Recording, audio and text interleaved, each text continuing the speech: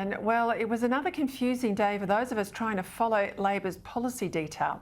From isolation, Albanese took to the airwaves to receive a grilling on Sydney radio by 2GB's Ray Hadley.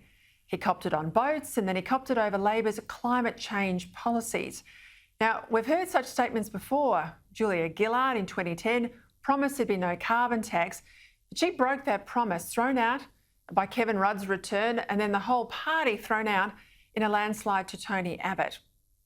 It's all a mess. And someone who's been a vocal critic of all of this, Labor's carbon hypocrisy, is Queensland National Party Senator Matt Canavan, who joins me now. Well, Matt Canavan, your former Energy Minister, Resources Minister, an economist before you got into Parliament, no ifs and buts.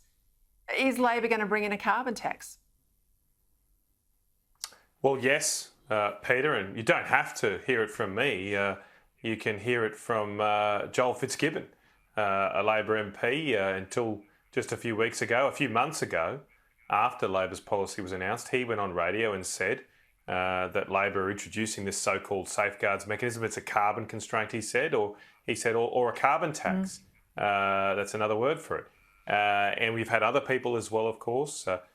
Paul Flynn, the head of Whitehaven Coal, also call it a carbon levy. I mean, the ultimate test here, Peter, is if it looks like a duck, walks like a duck and sounds like a duck, it's a duck. Yeah, I played those comments at the top of the show from Joel Fitzgibbon. I went through Flynn's intervention today. Labor says coal mines will be exempt from new taxes, and Chris Bowen says no, they won't be. Now, Anthony Albanese is saying there'll be no carbon tax. I mean, do they think we're stupid?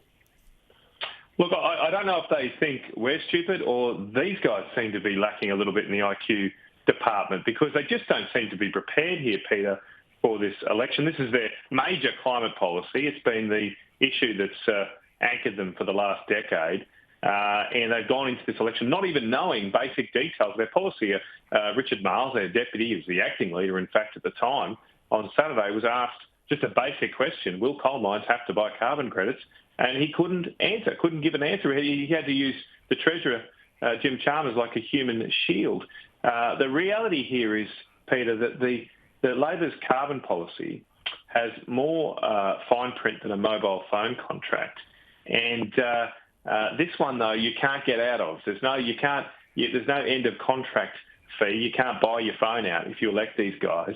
You'll be stuck with them, and they'll be putting in a carbon tax which will push the cost of everything up.